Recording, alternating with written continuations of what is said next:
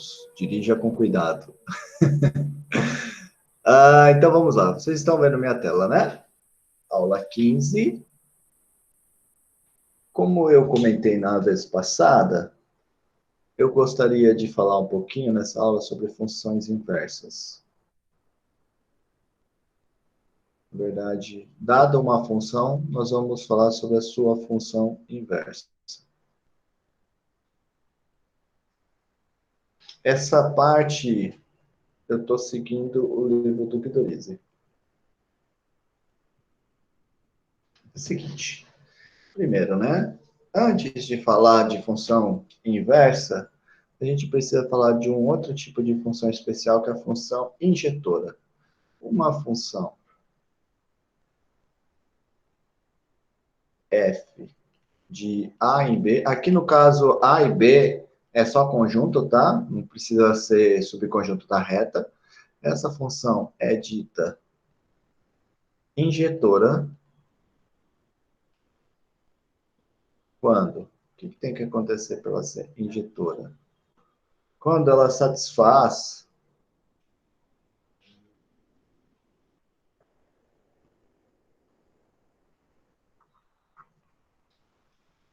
a seguinte propriedade.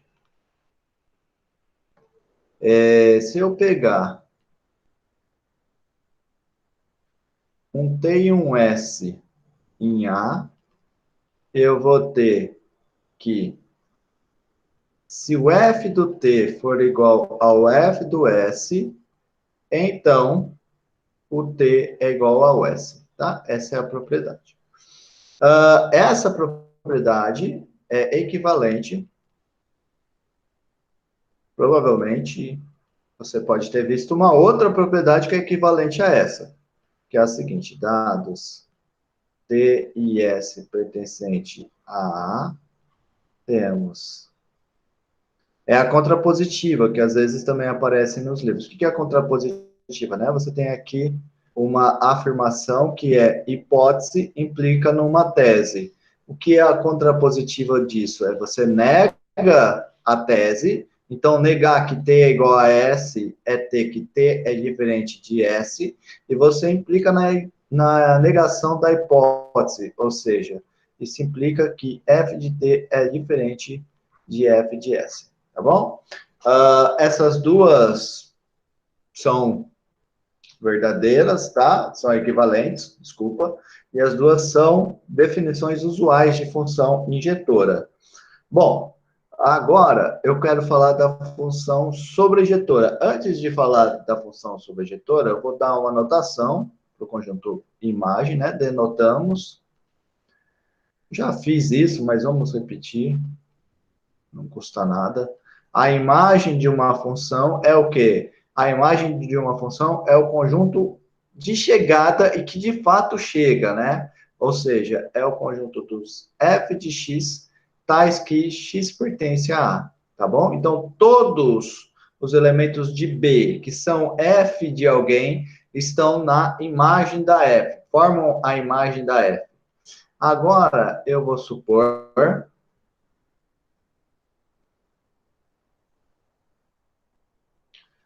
uma função que ela é sobrejetora, ou seja, B é igual à imagem da F.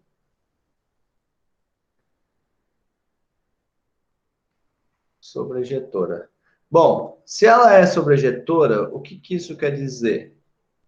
Nós vamos ter o seguinte, para todo... Bom, o que significa que ela é sobrejetora? Significa que B é igual à imagem, certo?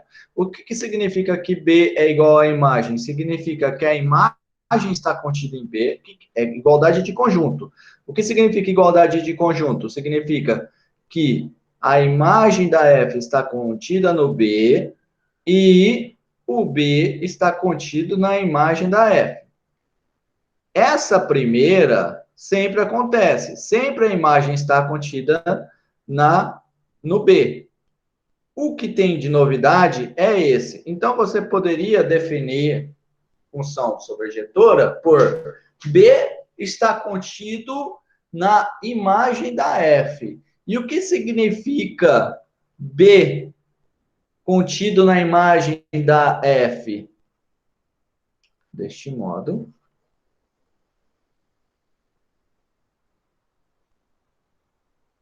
Para qualquer elemento de B,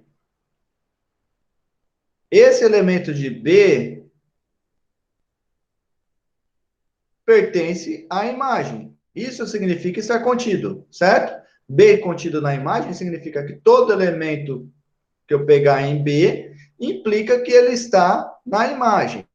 Mas o que significa estar na imagem? Significa que vai existir um X, que eu vou chamar ele de XY, porque depende do Y, pertencente ao A, tal que o F de XY é igual a Y. Por que eu estou escrevendo isso, né? Porque a imagem é... Todo mundo que está na imagem é o F de alguém.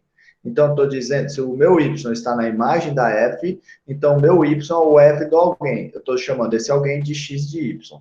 Tá bom? Muito bem. Agora, qual que é a nossa ideia? A nossa ideia é construir uma função que pega um X e o leva... Desculpa, uma função que pega um y e o leva em xy, certo? Só que o que acontece? Para ser função, esse cara tem que levar num único elemento. Para isso, agora, eu vou precisar, então, da hipótese de ser injetora. Então, eu vou colocar assim, mais ainda. Então, aqui eu comecei trabalhando com a F sobre a injetora. Agora eu vou incluir a hipótese dela ser injetora. Mais ainda, se F é injetora, esse XY que eu coloquei aqui, ele é único. Não só vai existir, como vai ser único. Então, eu vou colocar assim. Certo? Então, ela é sobrejetora e também injetora.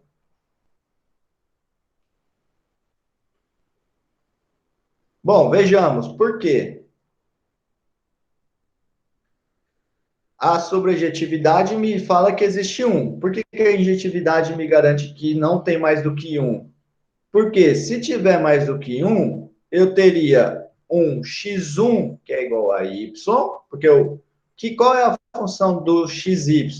É que o f do xy é igual a y, certo?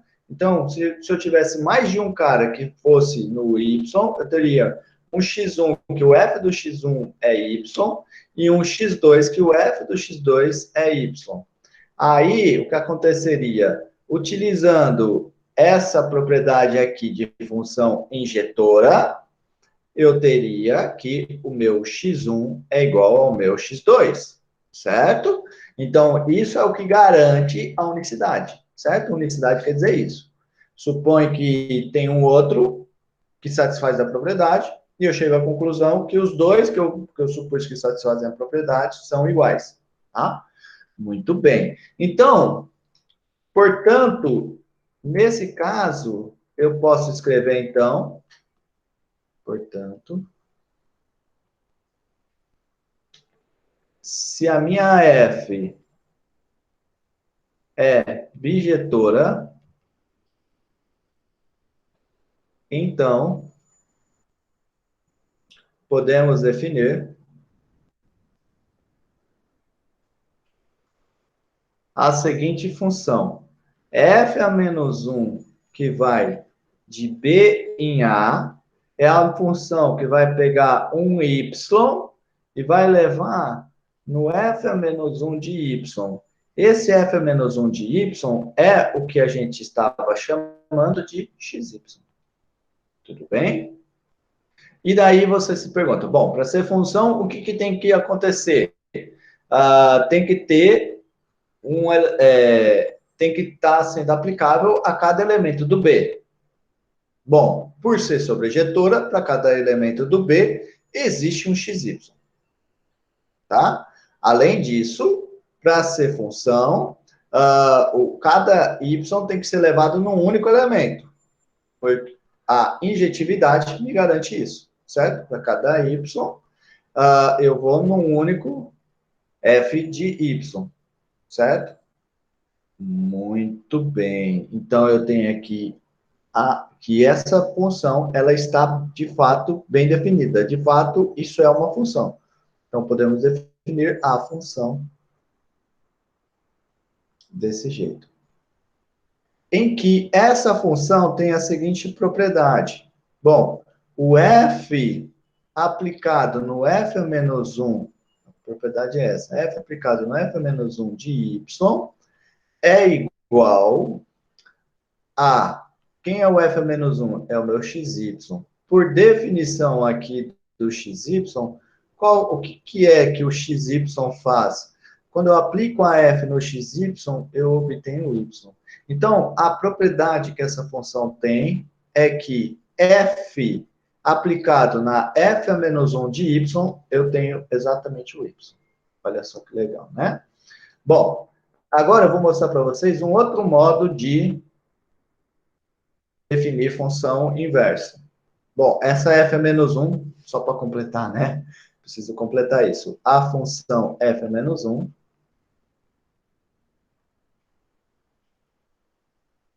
é chamada função inversa de f. E, então, observa que a f menos 1 é a inversa da f. Só que lembrando, o que eu preciso para f menos 1 existir? Eu preciso que a minha f seja bijetora, tá bom? Se a f não for bijetora, eu não posso fazer essas contas. Muito bem. Agora sim, eu vou mostrar para vocês um outro modo que se aparece a definição das funções inversas, tá? Bom, geralmente se coloca também assim, ou você pega uma função bijetora e constrói a sua inversa, ou uma coisa usual na literatura dada uma função f, ela é inversível quando existe uma função f a menos 1 que satisfaz essas duas propriedades, que são as que eu vou colocar agora. Bom, antes de colocar essas propriedades, preciso fixar aqui uma notação. Eu vou denotar do seguinte, denote. Eu vou denotar por IA, é a identidade de A. É o cara que vai pegar um X e vai levar em X. E eu vou denotar por IB, a identidade de B, que é a função que pega um Y e leva ele em Y, tá? Muito bem. Qual que é a propriedade que geralmente aparece nos livros? Afirmação.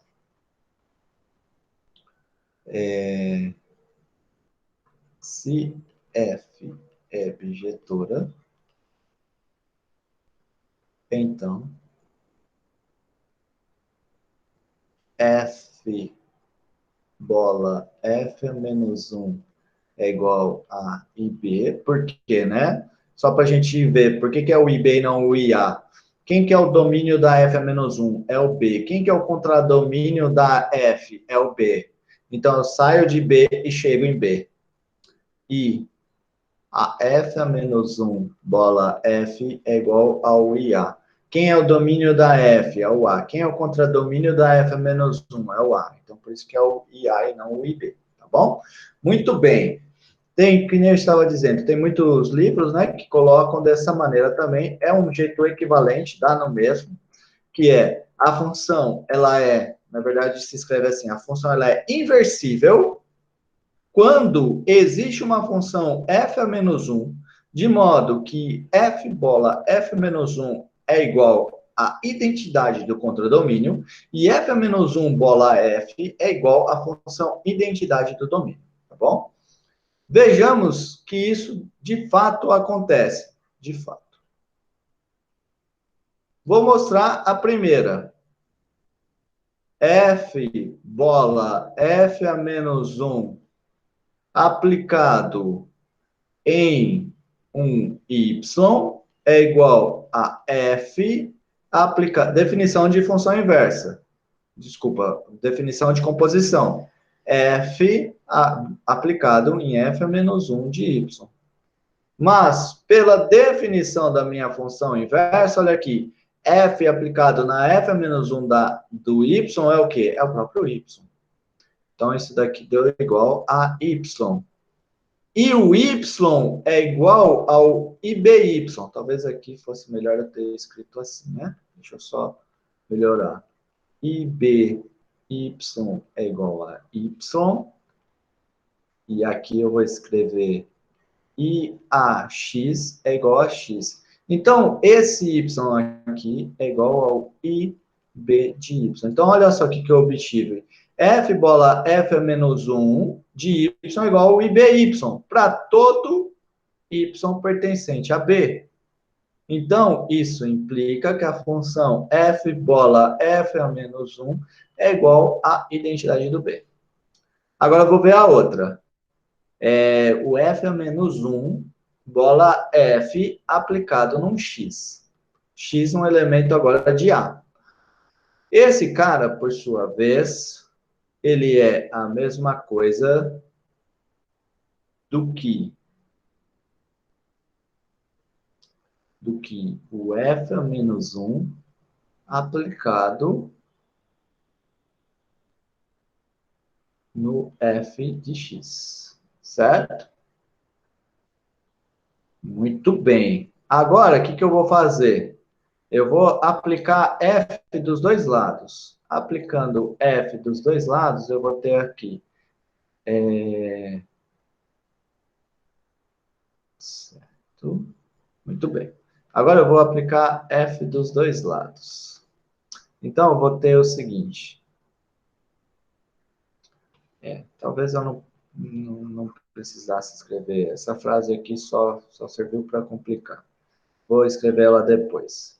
Bom, o que eu vou fazer é o seguinte. Pega aqui, eu vou aplicar f no f a menos 1 do f de x. Quanto que dá isso? O que eu vou fazer? Esse meu f de x aqui, eu encaro ele como se fosse um y, certo? E daí o que eu tenho? F aplicado no f a menos 1 de y é o próprio y.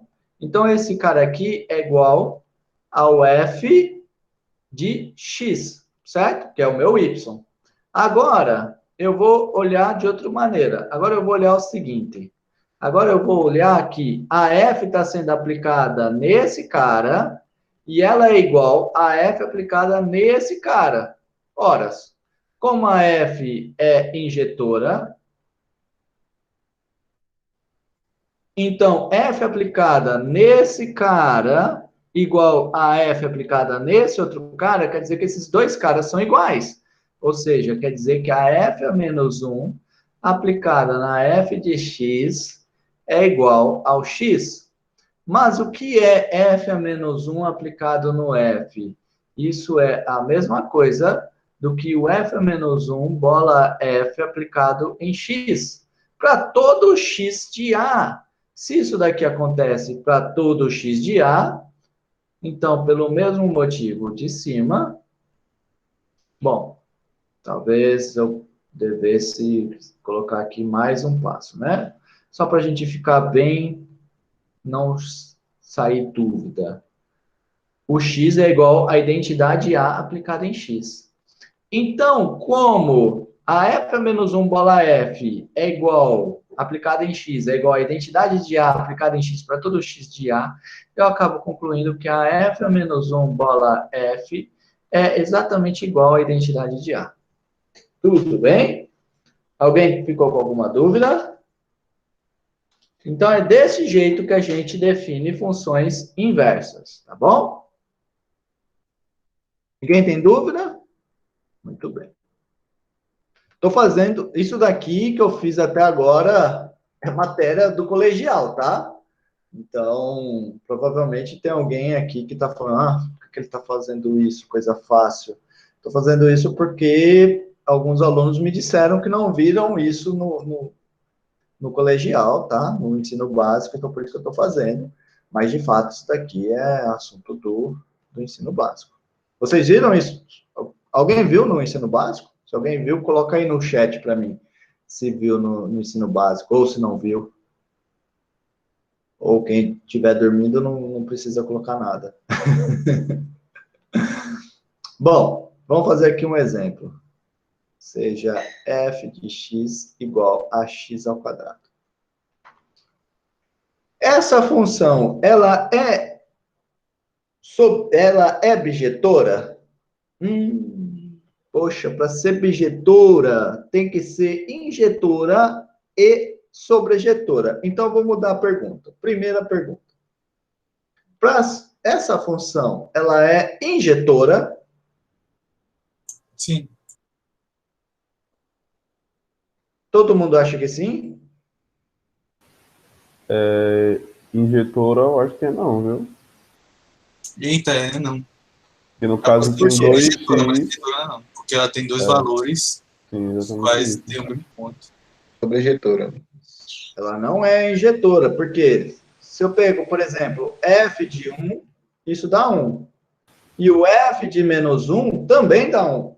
E você tem que lembrar que a função injetora, ela tem a propriedade que se o f de uma coisa é igual ao f de outra coisa, então essas duas coisas são iguais. Se ela fosse injetora, você teria que 1 é igual a menos 1. Isso não é verdade, né? Ainda bem. O Anthony entrou, eu demorei para permitir. Se alguém tiver o contato dele, pede para ele entrar de novo, que eu permito, por favor. Bom, vamos lá. Acho que ele querendo entrar de novo. Pronto. Então, vamos continuar. Então, essa função não é injetora. Só para escrever melhor, né? Vou escrever assim, ó. Como isso daqui acontece, temos que F não é injetora. Então, o que eu vou fazer? Para deixar ela injetora, eu vou definir uma nova função para torná-la injetora. Bom, qual que é o problema? Basicamente, na verdade, é um problema mais geral. O problema mais geral dessa função para ela não ser injetora é que ela é uma função par. F de menos x é igual a f de x para todo x. Ou seja, se eu trabalhar ao mesmo tempo com números positivos e negativos, eu vou perder a injetividade. Então, o que eu vou fazer? Eu vou escolher ou trabalhar só com números positivos ou escolher trabalhar só com números negativos. Nesse caso, vou escolher trabalhar só com os números positivos, porque somos pessoas positivas, né? Todavia, se eu pegar agora, então, a F, observa que agora eu estou restringindo quem que é o domínio dela. É quase que a mesma função, só que a diferença é que eu mudei o domínio. Essa função, agora sim, é injetora.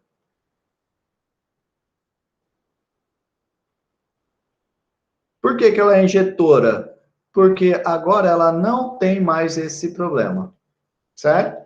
Porque se o x está no domínio, o menos x não está no domínio, certo? Muito bem. Então, essa função agora, ela é injetora. Muito bem. E agora eu te pergunto, tá, ela é injetora, mas essa F é sobrejetora?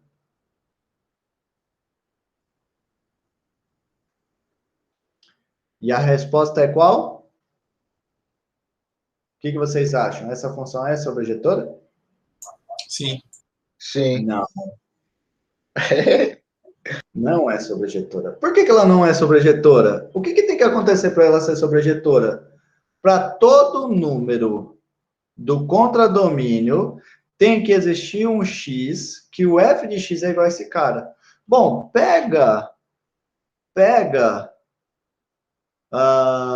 não, por quê? Bom, eu vou fazer aqui mais direto. Pois x ao quadrado, que é o meu f de x, é sempre um número maior ou igual a zero. Tudo bem? Deste modo, se eu pegar um y que é menor do que zero, eu vou ter que o meu y vai ser diferente de f de x para todo x pertencente ao domínio. Isso é, para qualquer... Isso é, o que tem que acontecer para ela ser sobrejetora? Todo y no contradomínio tem que ter um f de x que é igual a esse y. Mas o que eu estou mostrando para vocês é que não existe. Se o meu y for negativo, não existe nenhum x, de modo que f de x é igual a y. Tá claro? Alguém tem algum problema com isso? Todo mundo entendeu? E daí, o que eu vou ter que fazer para tornar ela sobrejetora? Bom, primeira coisa, o que tem que acontecer para a função ser sobrejetora? O seu contradomínio tem que ser igual à imagem. Então, eu preciso encontrar a imagem dessa função. Bom, observa que essa coisa aqui, vou chamar ela de estrela. Note que o que é que estrela está dizendo?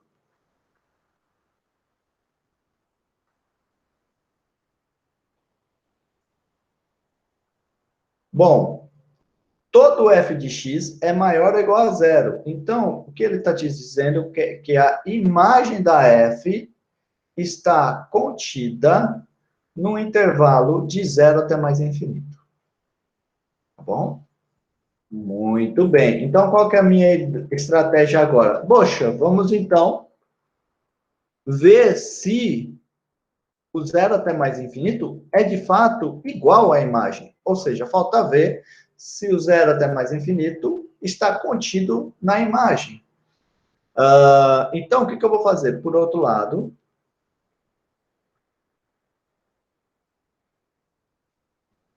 se eu pegar um elemento qualquer do intervalo de zero até mais infinito,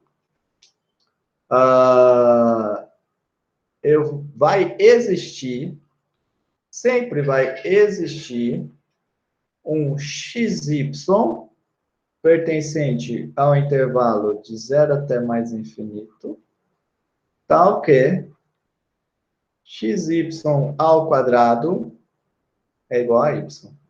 Certo? Tudo bem? Sempre vai ter um cara que satisfaz isso. Você pode... Um jeito de mostrar isso é, por exemplo, usando o teorema do valor intermediário, tá?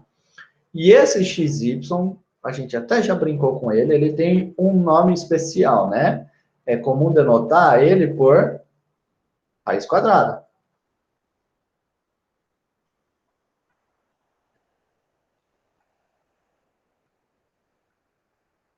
Tudo bem? Então, com isso, eu acabo concluindo, então, que o meu intervalo de zero até mais infinito não só contém a imagem, como também está contido na imagem. Portanto, a imagem da f é igual ao intervalo de zero até mais infinito. Bom, então vamos lá, de novo. Para deixar a função injetora, eu não trabalho com toda a reta, mas eu trabalho com intervalo de zero até mais infinito. Para tornar a função sobrejetora, eu vou trabalhar com intervalo de zero até mais infinito também, porque é igual à minha imagem. Então, agora eu vou definir a nossa nova função. Concluindo, se eu pego agora a função que vai de zero até mais infinito, indo em zero até mais infinito, que pega um x e o leva em x ao quadrado, essa sim é bijetora. E quem que é a sua inversa? A sua inversa, ela vai do contradomínio no domínio, que nesse caso coincidiram, e ela vai pegar um y e vai levar no quem? Vai levar no xy, que nesse caso, o xy, estou denotando ele por raiz quadrada de y. Tá bom? Essa é a inversa.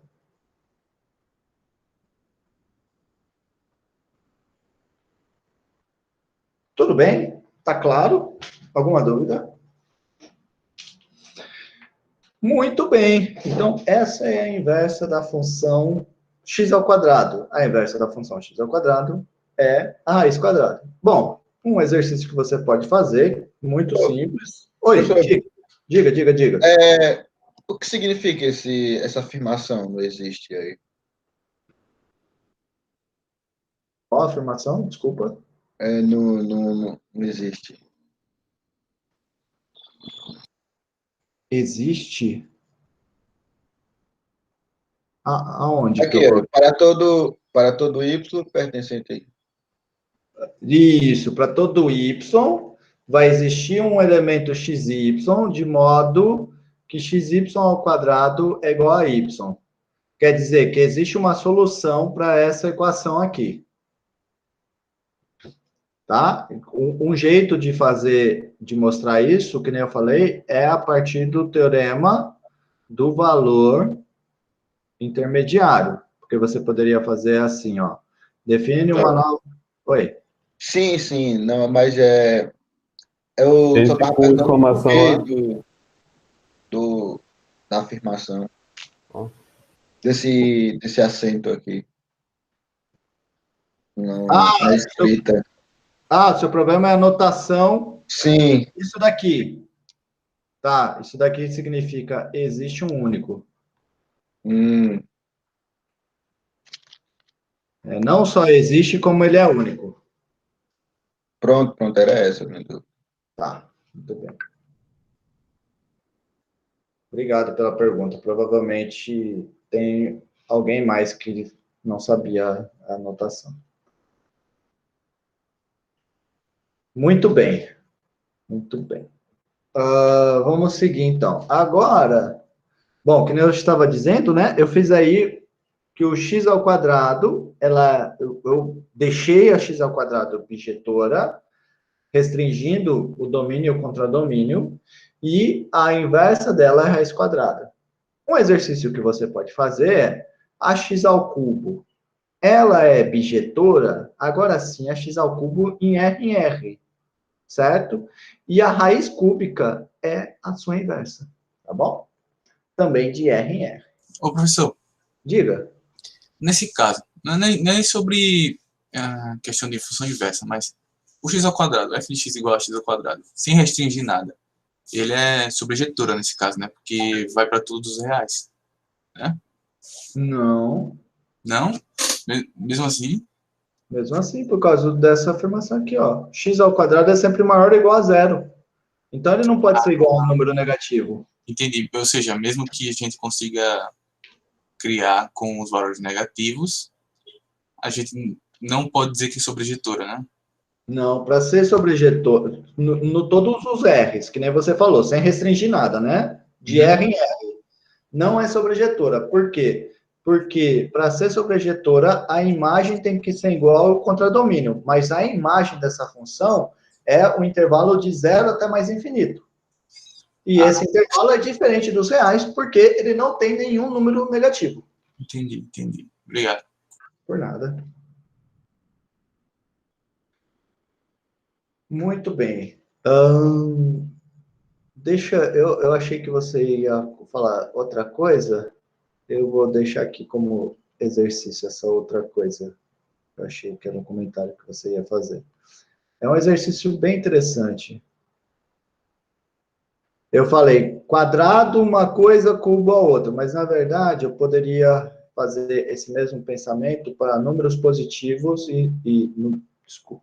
número par e número ímpar. A função f de 0 até mais infinito, indo 0 até mais infinito de x e leva num número par, ou seja, um 2k, por exemplo, com k um número natural, essa função é bijetora. E a inversa dela é a raiz 2k.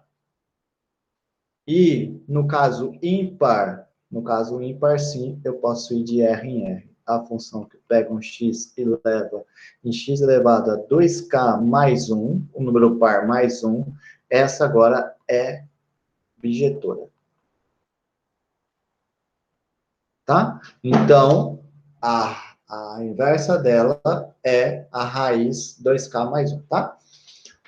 Muito bem, muito bem.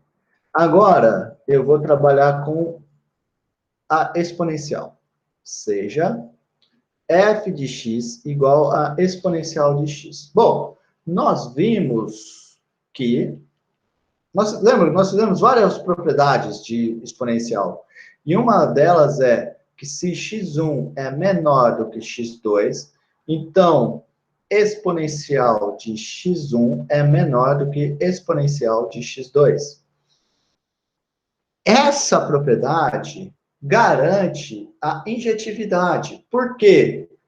Deste modo, F é injetora. Por que garante a injetividade? Bom, se eu pego um x1 menor do que x2, se eu pego x1 diferente de x2, então eu vou ter que o x1 vai ser menor do que o x2, ou o x2 é menor do que o x1. E daí o que vai acontecer?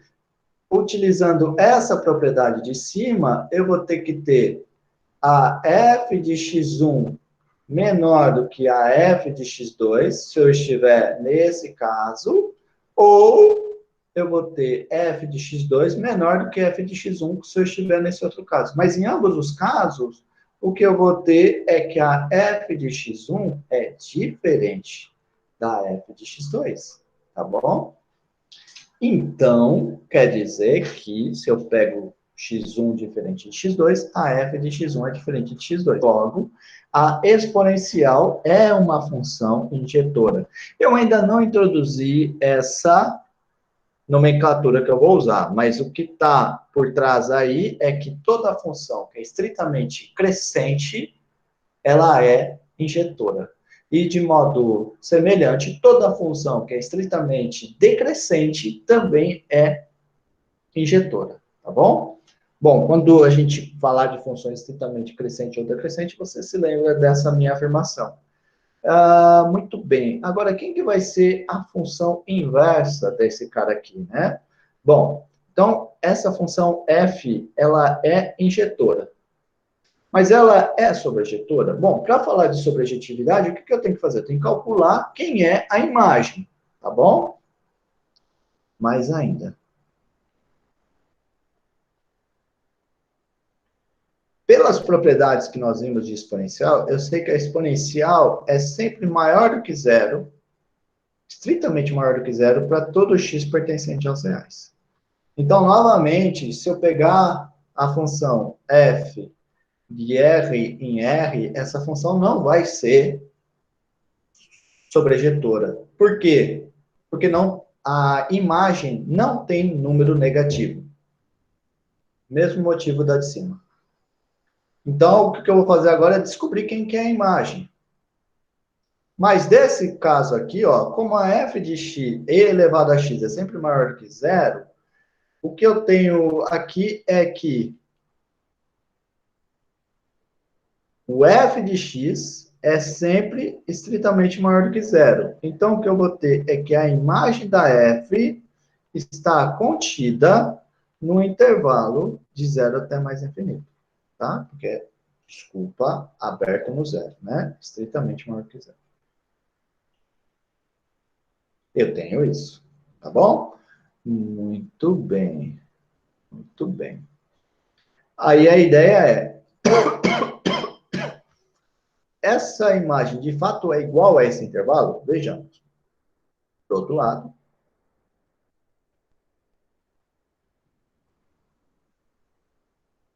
Se eu pegar um y pertencente a zero até mais infinito, temos que e elevado, propriedade aqui de logaritmo, agora. E elevado a ln de y é igual a y. O que isso está querendo me dizer? Está querendo me dizer que o f do ln de y é igual a y. Ou seja, o y é o f de alguém. Tá bem? Portanto,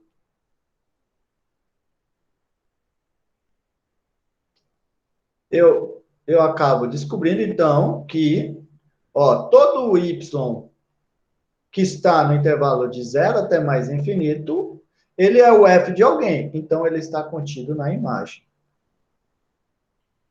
Então, observa aqui, eu tenho deste jeito, então eu tenho que a imagem está contida no intervalo e o intervalo está contido na imagem. Concluindo que a imagem da f vai ser exatamente igual ao intervalo de 0 até mais infinito.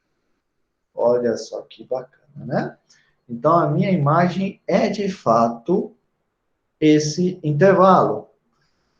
Então, se a minha função já é injetora e esse cara aqui é a imagem dela, então eu tenho que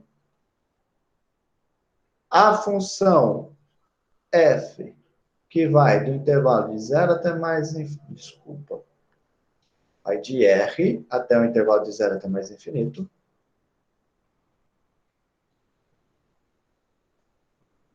que pega um x e o leva no exponencial de x, essa função é bijetora. Tudo bem? Porque ela é injetora com R e a imagem é igual ao intervalo de 0 até mais infinito. Muito bem. E quem é a inversa dessa função?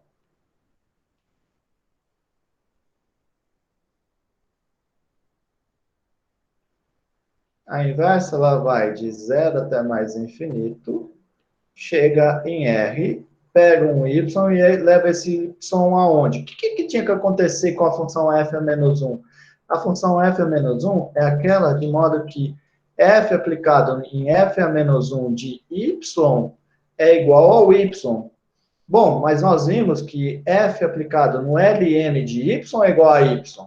Bom, como esse cara, f a menos 1 de y, é um único, existe ele é único, então é lógico que ele vai ter que ser exatamente igual ao meu ln de y. Essa, então, é a minha função inversa. Tá claro? Então, a inversa do exponencial é o logaritmo. Muito bem, vamos seguir. Agora, vamos brincar com trigonométricas. Observa que no primeiro exemplo, algumas observações, né? No primeiro exemplo, eu tive que restringir o domínio e o contradomínio para deixar bijetora, desculpa.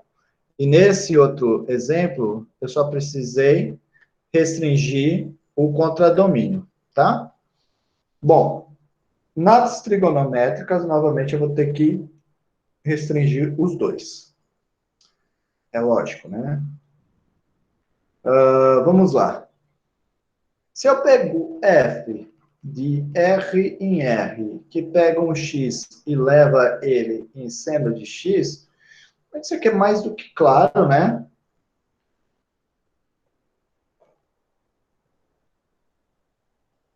Não é bijetora.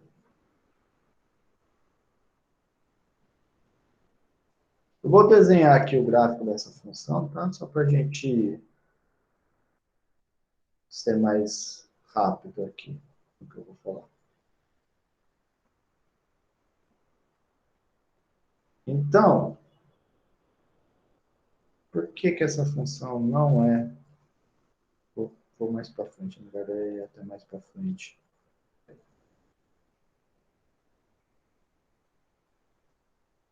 Por que ela não é bijetora, né? Bom, como que é o gráfico dessa função, né? O gráfico dessa função, ela é uma coisa que faz assim, né? Ela vem aqui... Opa, estou na reta ligada. Então, ele vem aqui, daí ele faz uma curva aqui, aí ele vem para baixo, daí ele sobe, sobe, vem para cá, faz uma curva aqui, depois desce, desce, desce, depois sobe, depois desce, e assim por diante, certo? Esse é o gráfico do seno. Bem feio, bem mal desenhado, mas acho que dá para dar uma ideia, né? Então, esse aqui seria o gráfico do meu seno.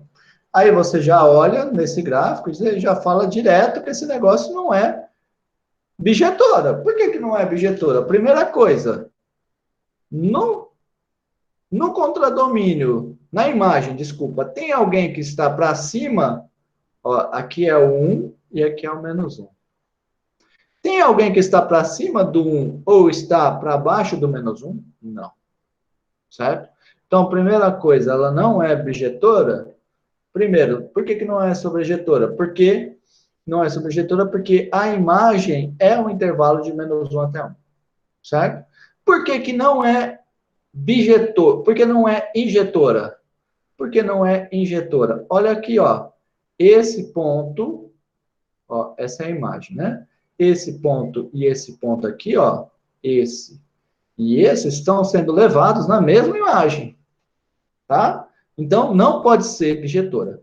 Só que se eu restringir ele num intervalo, aí eu posso ter bijetora, ser bijetora. Por exemplo, se eu restringo daqui até aqui, certo? Se eu restringo aqui. Aí sim eu posso ter uma bijetividade. Então vamos só lembrar, esse cara aqui, onde dá menos 1, é o menos π sobre 2. E esse cara aqui é o π sobre 2. Então, se eu pegar agora a minha função, todavia, eu estou escolhendo um intervalo onde ela é bijetora, tá? Mas você poderia escolher outro. Por exemplo, você poderia ter escolhido esse aqui. Tem algum problema com isso? Não, nenhum problema. Só questão de escolha, tá? Todavia, se eu pego, então, a f indo do menos π sobre 2 até π sobre 2, indo no intervalo de menos 1 até 1, que pega um x e leva no seno de x, agora sim, essa função é bijetora. Tá bom? Essa função é bijetora. Se ela é bijetora, ela tem uma inversa. Eu vou dar um nome especial para a inversa dela. A inversa dela vai se chamar arcosseno. Então, vamos lá. A inversa de f é denotada por arcosseno, que significa arcosseno. Por que desse nome, né? Esse nome vem por causa do seguinte, pela propriedade, vou colocar assim, note aqui, pela propriedade de função inversa, eu tenho que a f, que é o seno, aplicada na f a menos 1, que é o arcosseno, dá o próprio x. Essa é a propriedade de inversa. Mas agora vamos ler isso de outra maneira. Olha só. Arcosseno de x aplicado no seno é igual a x. Então, uma outra interpretação disso é o seguinte. Quem é a função arcosseno? A função arcosseno é o arco. Arcosseno de x é o arco ou o ângulo, cujo seno é x. Certo? Então, arcosseno de x é o arco cujo seno é x. Muito bem. Aqui, só para manter o que a gente estava fazendo antes, né? A gente não colocava x aqui, a gente colocava y, mas isso aqui é só questão de letra. Mas algumas pessoas às vezes se confundem, né? Então, vou deixar assim. Bom, o que é importante dizer é que, de modo análogo,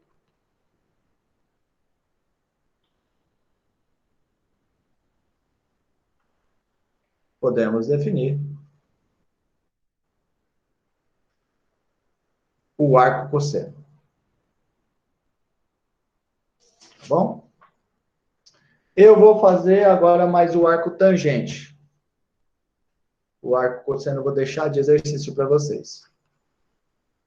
Agora eu vou fazer o arco tangente. Seja f de x igual a tangente de x. Essa função, novamente, não é bijetora. Por quê? Vamos se lembrar como que é o gráfico dela. Como que é o gráfico dela? Você tem aqui o menos π sobre 2, e aqui o π sobre 2. Aí você tem aqui uma assíntota, outra assíntota aqui, e daí ela faz uma coisa assim, ó. Vem aqui assim, e vem aqui assim. Essa daqui é a tangente. E nos outros? Ela vai repetindo esse mesmo movimento a cada π. Mesma coisa. No ponto médio desse intervalo, ela faz isso para cá e para cá. E no de trás? A mesma coisa. Faz uma coisa ali para cá, para cá. Bom, tá bem feio, mas acho que dá para vocês... O desenho tá bem ruim, mas acho que dá para vocês terem uma ideia. De cara, você vê que essa função não pode ser injetora, porque, olha só, o f desse cara e desse são o mesmo. Aí, o que eu vou fazer para tornar ela injetora? Eu vou restringir o meu domínio. Eu vou trabalhar nesse intervalo aberto de menos π sobre 2 até π sobre 2, tá bom? Porque nesse intervalo, é claro que ela é bijetora, certo? Então, note que f do menos π sobre 2 até π sobre 2, indo em R, é bijetora. Que pega um x e leva em tangente de x. E a inversa dela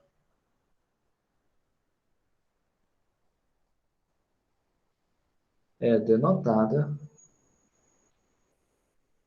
por arco tangente. E é a mesma coisa. Só arco tangente. E é a mesma coisa do que antes. Eu vou ter que a tangente aplicada no arco tangente de y é igual a y. Mesma interpretação. Mesma interpretação. É o arco em que a tangente é y. Muito bem. Agora, o que eu vou fazer? Bom, já estamos já há 1 hora em aula, né? E ainda não falamos de derivada. Então, vamos colocar as derivadas na nossa brincadeira. Derivada de função inversa.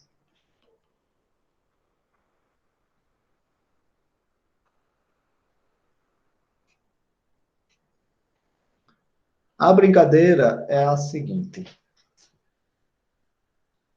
Se eu pegar f, uma função que vai de um intervalo real em outro intervalo real,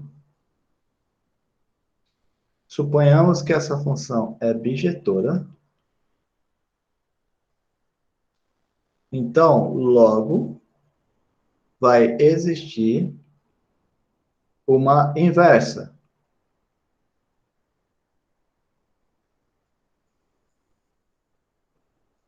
Eu percebi agora que eu escrevi mal isso.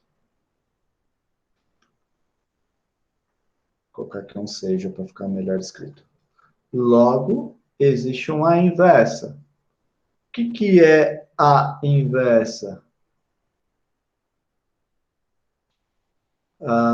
Quer dizer que essa função tem a propriedade que f bola f a menos 1 de x é igual a x, tá bom?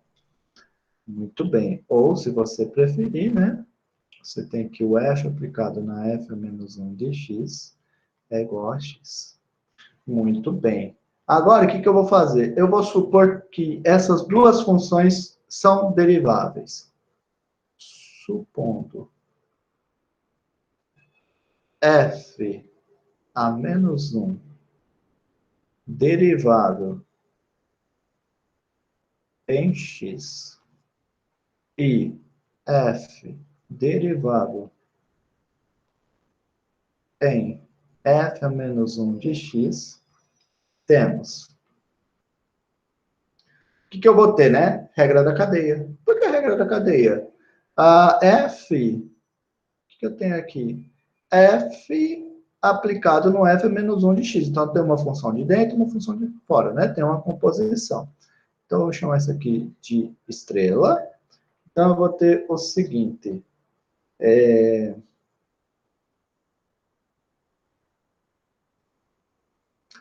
Deixa eu apagar isso daqui. Esse temos. Vou escrever assim, ó. Pela regra da cadeia,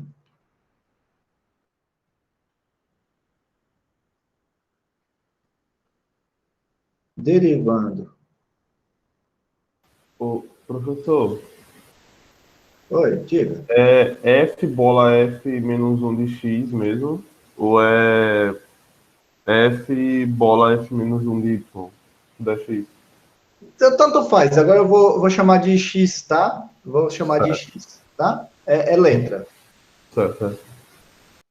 Mas a partir de agora eu vou chamar de x para poder ficar. Porque a ideia agora é eu vou derivar a função arcosseno, arcotangente, logaritmo, e daí você vai querer que seja essa função aplicada em x, tá? Então, por isso, nesse momento, eu estou trocando o nome das letras.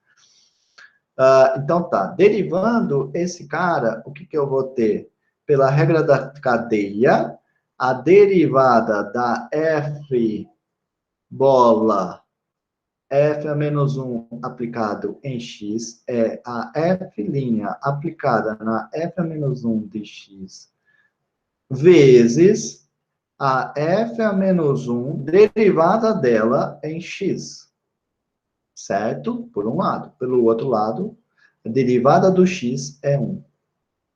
Aí, eu vou ter que, então, a derivada da inversa é igual a 1 sobre f'.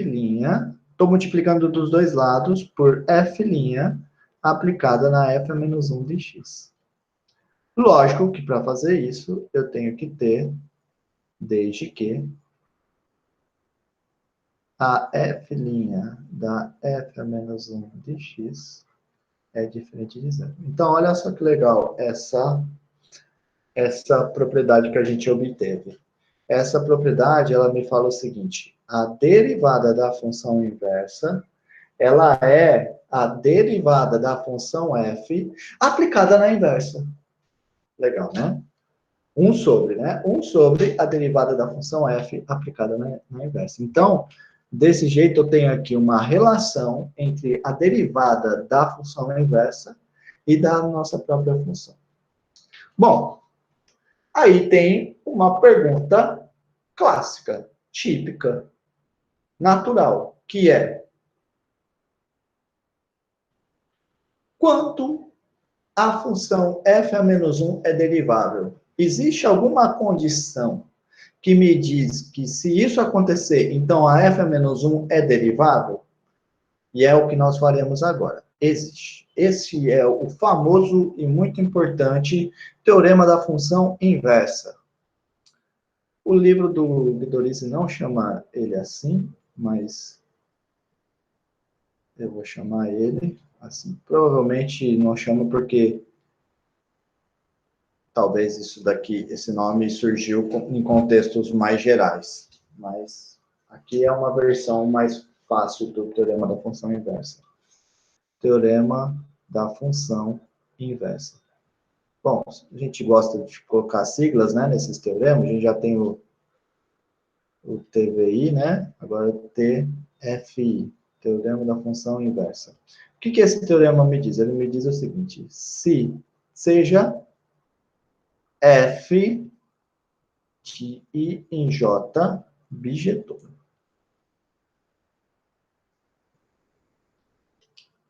Se eu tiver que P pertencente a J. Pega um número P pertencente a J.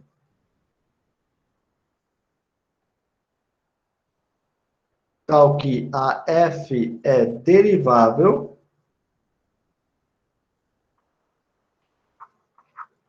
em F a menos 1 de P. Ela é bijetora, então esse cara aqui está bem definido. Vou chamar esse cara aqui de Q.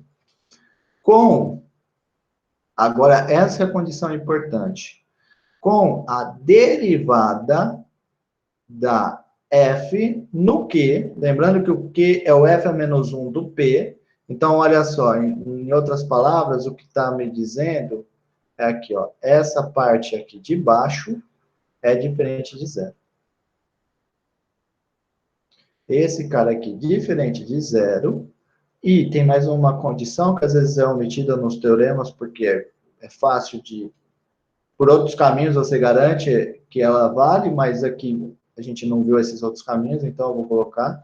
E a inversa é contínua em P. Então,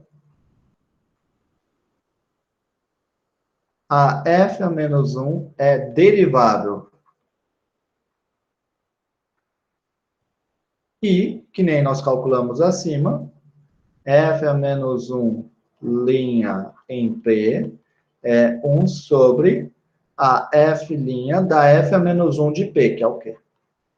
Aí você pode até se perguntar, mas por que você está fazendo isso? Você já calculou acima, o que acontece? Não. Acima, eu calculei tendo uma hipótese adicional, que é a F a menos 1 derivável. E o que ele está me dizendo aqui? Ele está me dizendo aqui uma condição, quando é que a F a menos 1 é derivável. Quando que a F a menos 1 é derivável? Basicamente é quando a derivada da F aplicada no F a menos 1 do P é diferente de zero. Tá bom? Muito bem. Então, vamos agora fazer a demonstração desse resultado. A demonstração é muito fácil. Limite de x, então. Vou calcular a derivada. Então, tem que colocar limite, né? Quero fazer que a f a menos 1 é derivável. Então, vamos lá. F a menos 1 de x menos f a menos 1. Derivável no p, né? F a menos 1 de p dividido por x menos p. Vou mostrar que esse limite existe e é, de fato, 1 sobre f' de q. Bom, mas esse cara aqui é igual ao limite de x indo a p, f a menos 1 de x eu vou copiar, menos f a menos 1 de p eu vou copiar. E embaixo eu vou usar a definição de função inversa. Então, eu sei que f aplicado no f a menos 1 de x é igual ao x. Então, substitui por esse cara. E menos f do f a menos 1 de p. Substitui esse cara. Agora, o que eu vou fazer é o seguinte. Agora, eu vou só mudar o nome. Poderia já ter mudado aqui, né? Vou mudar aqui nessa que a gente ganha tempo. A f a menos 1 do p é o que nós chamamos de q. Tá? Muito bem. Então, bom, teria que colocar embaixo também. Vamos fazer na próxima. Então, usando que a f a menos 1 de p é o q, eu tenho aqui f a menos 1 de x menos q dividido por f do f a menos 1 de x menos f de q. Agora, o que eu vou fazer? Eu vou mudar o nome das coisas. Eu vou chamar f a menos 1 de x de u. Aí, observa o seguinte, como a minha f ela é contínua, eu tenho que, se o x vai para p, isso é a mesma coisa do que o meu f a menos 1 de x, que é o u, vai para f a menos 1 de p, que é o q. Então, esse limite agora, eu vou mudar ele. Limite de u indo a quê? U indo a quê? E daí vai ficar em cima U menos Q dividido por F de U menos F de Q. E daí você fala, poxa, isso aqui é praticamente a derivada, só que está trocado, né?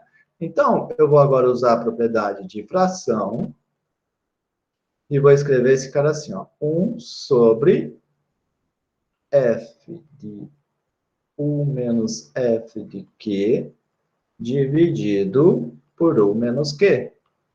E agora, esse cara, o limite da divisão é a divisão dos limites, o limite de cima é 1, o limite de baixo é exatamente a f' de Q. E acabou a demonstração. Então, o que eu acabei de mostrar é que a derivada f a menos 1 no P é igual a 1 sobre a f' de Q, tá? E ainda estou mostrando que, de fato, existe essa derivada. Bom, olha só como que isso é forte. Muito bem. Alguém tem alguma dúvida desse teorema? Agora eu vou usar esse teorema para calcular a derivada das funções inversas que nós brincamos anteriormente. Então, vamos lá.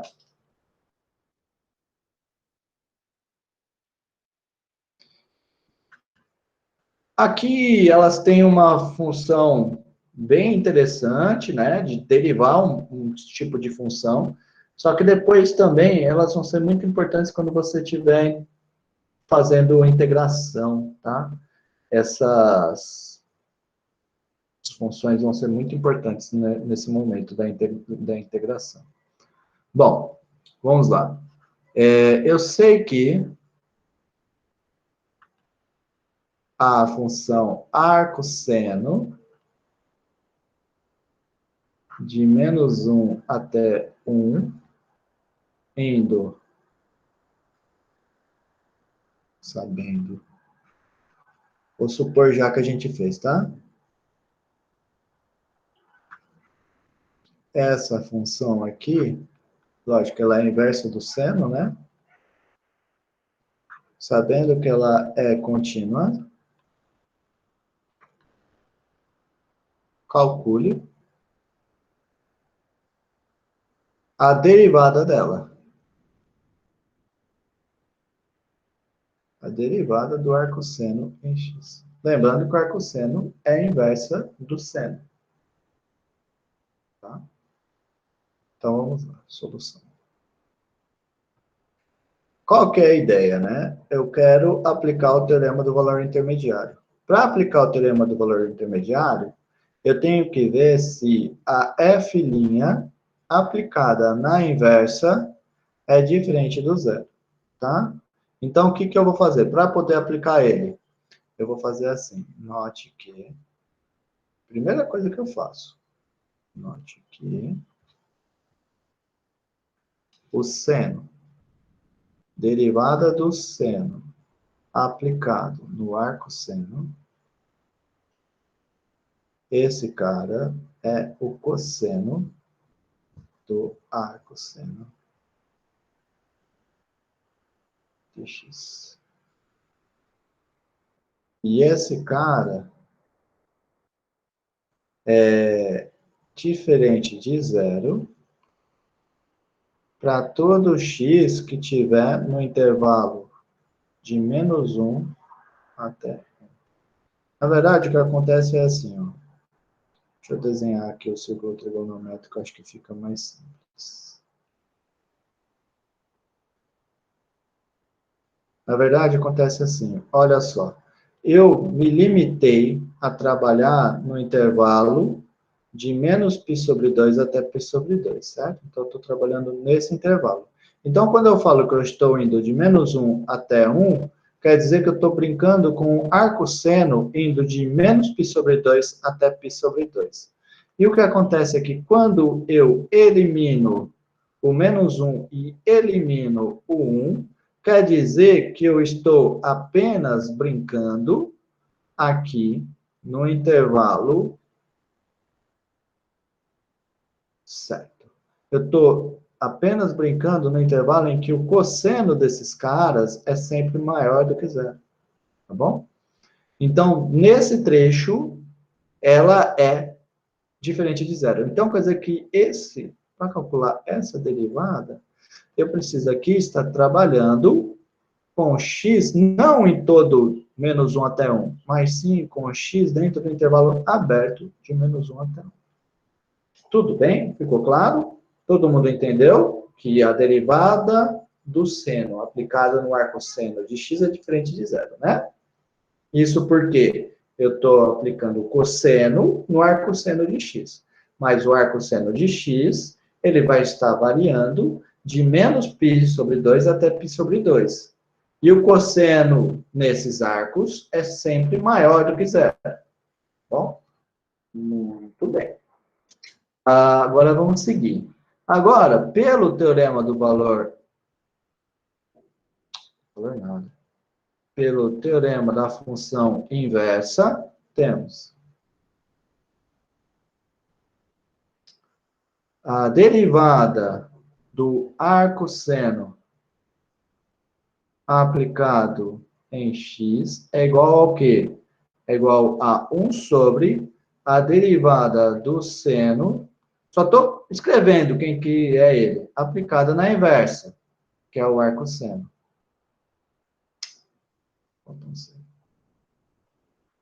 Certo? Mas, quem que é a derivada do seno? É o cosseno. Então, isso é 1 sobre o cosseno aplicado no arco seno. Muito feio, né? Muito feio escrever desse jeito. Então, o que eu vou fazer agora? Eu vou escrever de uma maneira mais palatável, tá? Eu vou agora escrever esse cara de uma maneira mais palatável. Antes, só quero escrever aqui que esse x, ele está, lógico, no intervalo de menos 1 até 1. Agora eu vou escrever, então, de uma maneira mais palatável. Mais ainda. Observa o seguinte. Identidade trigonométrica usual. Cosseno do arco seno de x elevado ao quadrado mais seno do arco seno de x elevado ao quadrado, isso aqui dá 1. Eu quero calcular quem que é o cosseno do arco seno de x, tá? De uma maneira mais palatável. Bom, mas isso daqui implica, então, que o arco cosseno, desculpa, eu quero o cosseno do arco seno. Isso implica que o cosseno do arco seno de x elevado ao quadrado é igual a 1 menos o seno do arco seno de x elevado ao quadrado. Aí você observa o seguinte, isso vou obter então que o cosseno do arco seno de x elevado ao quadrado é igual a 1 menos... Quem que é o seno aplicado no arco seno? Bom, pela definição do arco seno, o seno aplicado no arco seno é x, certo? É a identidade. Então, isso aqui vai ser x ao quadrado. Aí, o que eu vou fazer agora? Eu vou passar a raiz quadrada dos dois lados. Passando a raiz quadrada dos dois lados... Diga. Nesse caso, você só multiplicou o arco seno de um lado da equação, não foi? Ou não? Ou foi já... pegou esse cosseno todo aqui e levou ao quadrado lá no teorema fundamental da trigonometria. O que eu fiz foi peguei o teorema fundamental da trigonometria, que você chamou, e apliquei o ângulo que eu peguei nele, é o arco seno. Ah, tá. É isso que eu fiz. O ângulo lá é o arco seno. E depois eu observei que o seno do arco seno é o próprio x. Então, por isso que aqui ficou x elevado ao quadrado. Uhum. Obrigado. Agora, por nada. Agora eu vou passar a raiz quadrada dos dois lados. Passando a raiz quadrada dos dois lados, o que eu vou obter? Esse cara vai ficar, sempre sai em valor absoluto, né? Valor absoluto do cosseno do arco seno de x igual a raiz quadrada de 1 menos x ao quadrado. Agora, esse valor absoluto, ele é igual ao cosseno ou não? Aí você tem que se lembrar do que nós fizemos acima. Acima, nós vimos o quê? Olha aqui, nesse círculo trigonométrico, nós vimos que o meu cosseno do arco seno é sempre positivo, certo? Eu estou trabalhando aqui com o meu arco seno de x, sendo um elemento do menos π sobre 2 até o π sobre 2. Então, o cosseno aplicado nele vai ser positivo. Então, ele vai ser igual ao seu valor absoluto.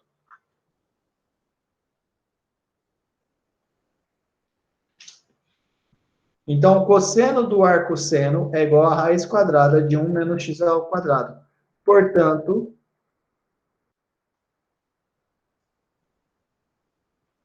o arco seno linha de x é igual a 1 sobre raiz quadrada de 1 menos x ao quadrado. Olha só que legal. Essa derivada ela é muito importante, principalmente por causa do seguinte, né? Quando você vê que a derivada do lado direito é uma função racional, a tua intuição te faz acreditar que, bom, tem um negócio que depois vocês vão ver no curso de cálculo 2, que é primitiva, né? Primitiva é a função que é derivada de alguém.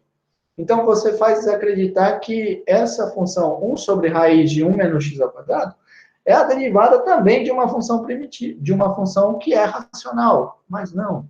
Ela é derivada de uma função trigonométrica. Na verdade, é a inversa de uma trigonométrica. Muito bacana, né? Então, esse cara aqui. E lógico, né? Lembrando que esse meu x, ele está no intervalo de menos 1 até 1.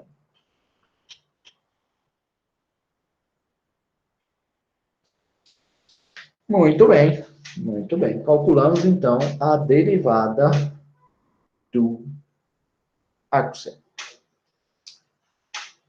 Eu vou fazer agora o arco cosseno. Depois o arco tangente.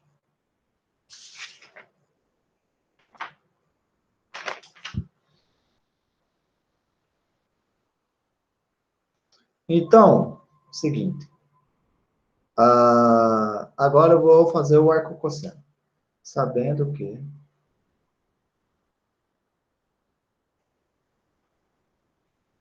F. Agora, de novo, né? Eu sempre, no cosseno, vou escolher um intervalo em que o cosseno é injetora, certo? Eu sei que o cosseno, ele tem esse formato aqui, né? Ó, vai para cá, popopó, popopó, para lá, popopó. E daí eu tenho que escolher um trecho aonde ele é bijetora. E o trecho que eu vou escolher é esse intervalo aqui, ó, de 0 até π, certo? Então, o trecho escolhido foi de 0 até π, indo no intervalo de menos 1 até 1, x indo no cosseno de x é bijetora.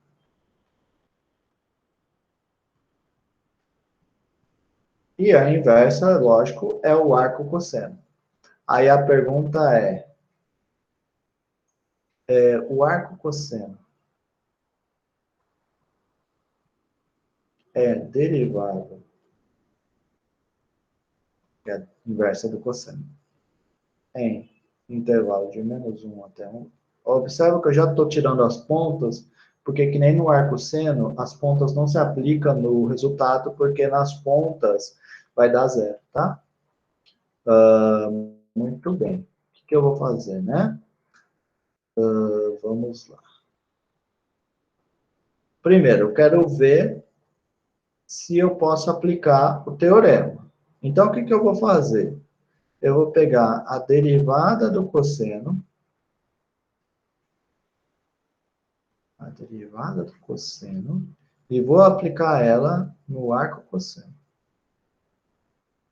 E eu tenho que ter que esse cara é diferente de zero. Mas a derivada do cosseno é menos seno. E esse cara agora, será que ele é diferente de zero? Vamos desenhar aqui o círculo trigonométrico.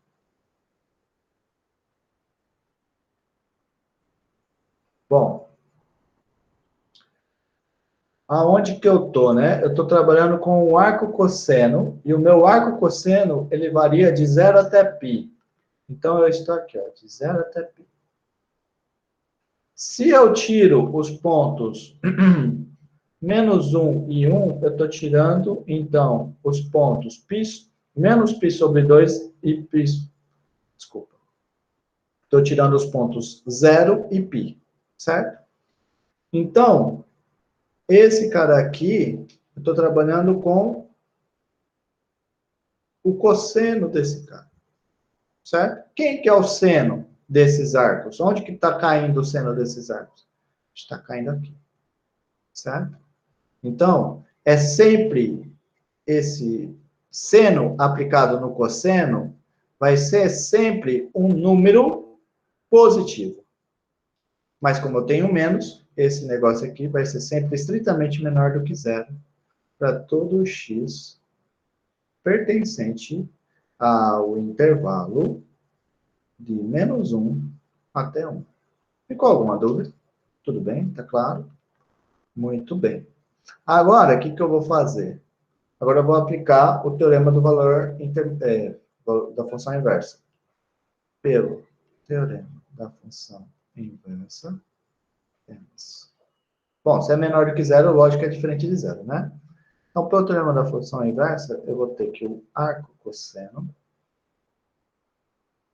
derivada dele no x, vai ser igual a 1 sobre a derivada do cosseno aplicada no arco cosseno, que nós vimos que isso é menos seno do arco cosseno de x. Muito bem. Muito bem. Deixa eu só colocar aqui uma observação. Como menos seno de arco cosseno de x é diferente de zero, né? Eu tenho que, equivalentemente, o seno do arco cosseno, falta um C aqui, né? De x é maior que zero, que eu vou usar isso. Muito bem. Então, do mesmo jeito da outra, eu tenho seno aplicado no arco cosseno. Isso é feio, né? Então, eu quero deixar isso um pouco mais palatável. E a ideia é exatamente a mesma de antes. Por outro lado, eu tenho que o seno aplicado no arco cosseno de x. Mesma coisa, a identidade trigonométrica seno ao quadrado mais cosseno ao quadrado é igual a 1.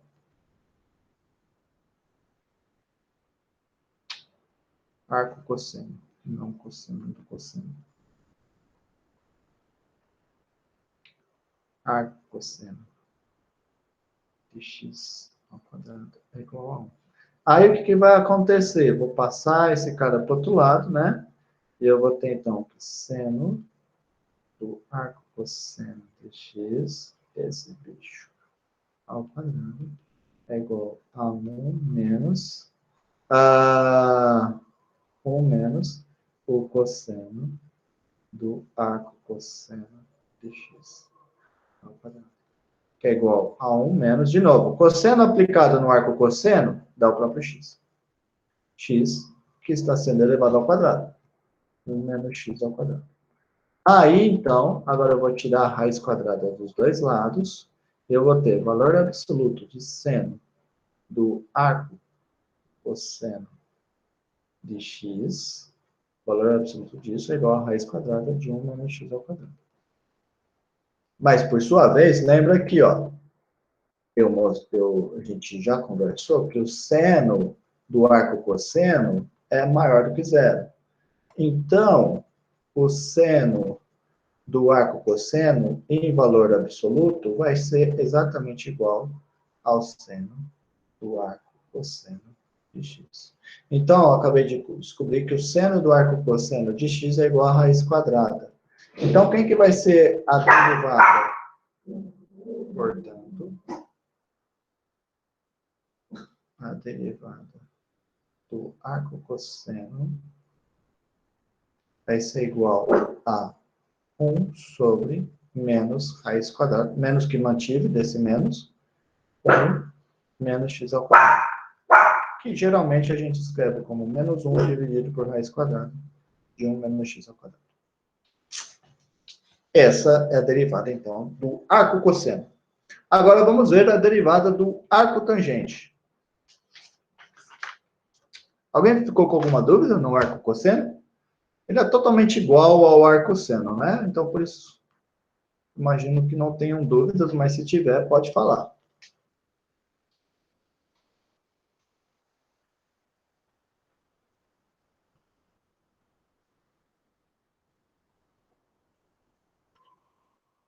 Então, agora vamos calcular a derivada do arco tangente.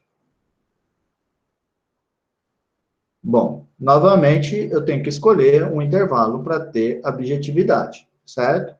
Então, sabemos, para inverter, eu tenho que escolher um lugar, né? Para inverter. Sabemos que tangente, ela é bijetora quando eu estou trabalhando nesse domínio e nesse contradomínio.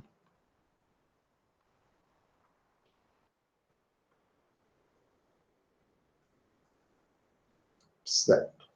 Agora, o que eu vou fazer? Vou supor que o arco tangente, para poder aplicar o resultado, tá? De fato, eu sei que ele é contínuo, mas o fato de ser contínuo vem de ser estritamente crescente, tá? Mas acho que a gente não brincou com isso. Então, eu só vou estar afirmando que ela é contínua. Continuar. Certo. Então, suponhamos que o arco tangente, ela é contínua. Agora, eu vou calcular a derivada. Bom, para calcular a derivada, a primeira coisa, eu tenho que observar aquela velha coisa, né? Que a derivada da função aplicada na sua inversa tem que ser diferente de zero. Então, eu tenho que fazer, pego a tangente, derivada dela, aplicada no arco tangente. Quem que é a derivada dela, né? Você vai se lembrar, é a secante ao quadrado do arco tangente.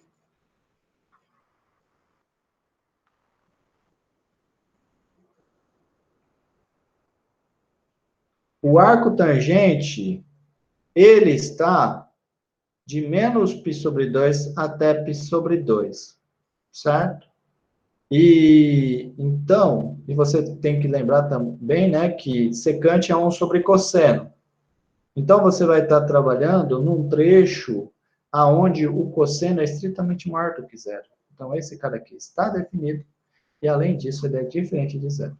Na verdade, é estritamente maior do que zero. Tá bom? Vamos fazer aqui um desenho do círculo trigonométrico, né, como de usual, que nós estamos fazendo.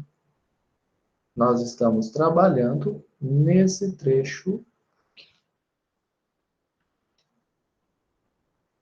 Tá bom? Esse é o trecho que nós estamos trabalhando. Muito bem. E lembrando que o secante é 1 sobre cosseno, tá? Para não ter dúvida. Que esse cara, de fato, está bem definido. Muito bem. Agora, eu vou aplicar o teorema. Pelo teorema da função inversa,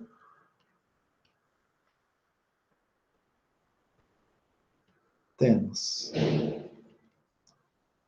Bom, eu vou ter que a minha arco tangente é derivável.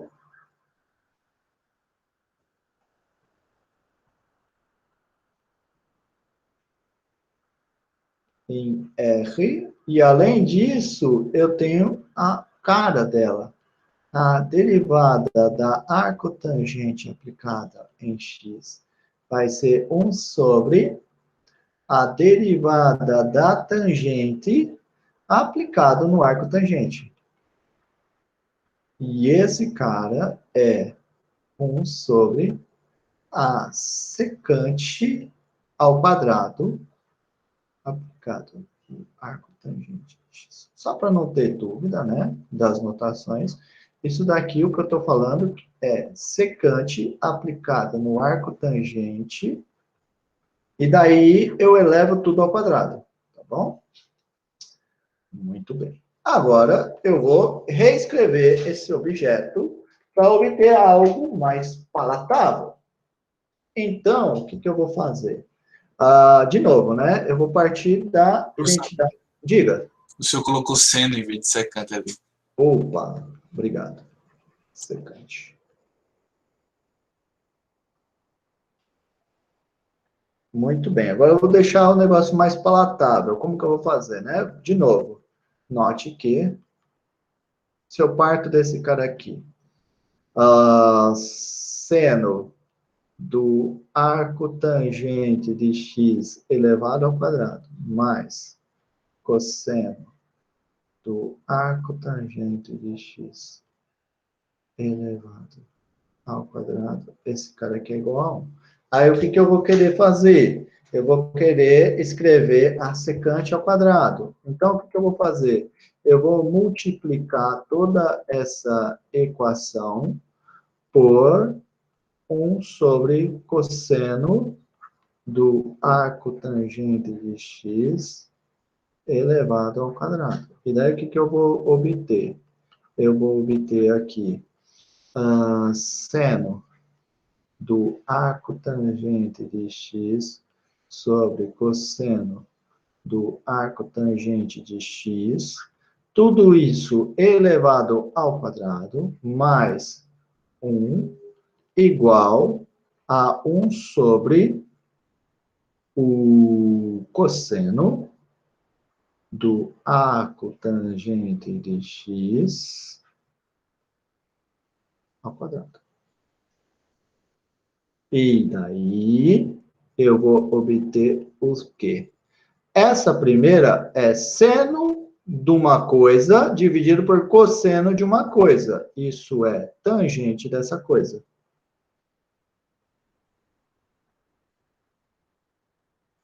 Mais 1, igual. O outro é 1 sobre cosseno de uma coisa elevado ao quadrado. 1 sobre o cosseno de uma coisa é a secante dessa coisa.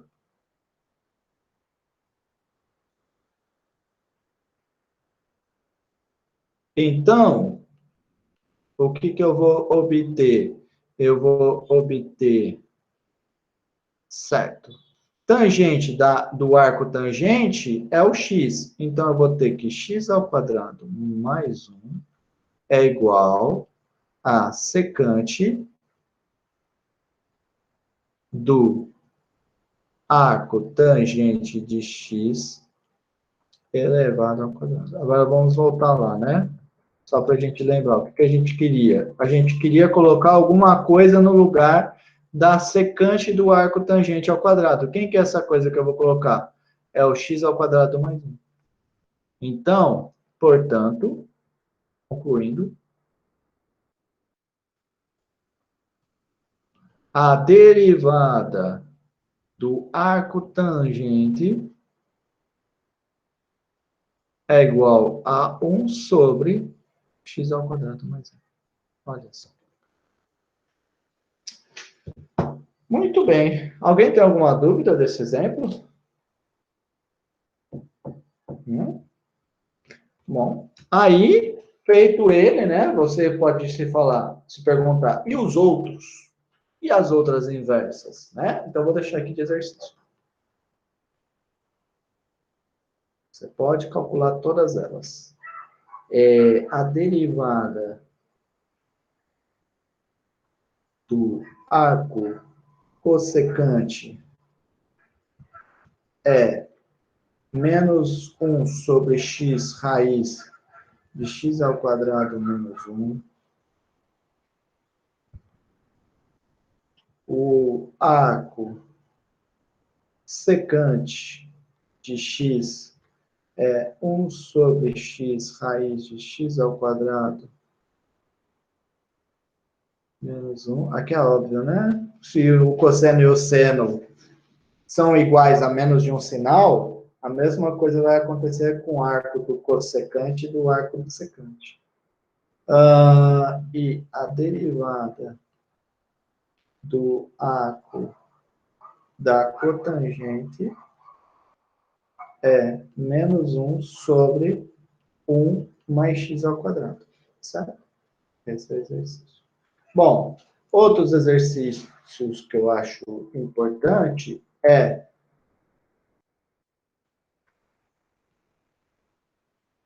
você viu que a derivada, nós vimos que o logaritmo é a função inversa do exponencial. Então, um exercício também usual é, usando que a derivada da exponencial é a própria exponencial e que o ln é a inversa da função exponencial. O exercício é, usando isso, vírgula, isso, e o teorema da função inversa, calcule a derivada do ln. Esse é um exercício também usual. E daí temos também exercícios para a gente fazer continha.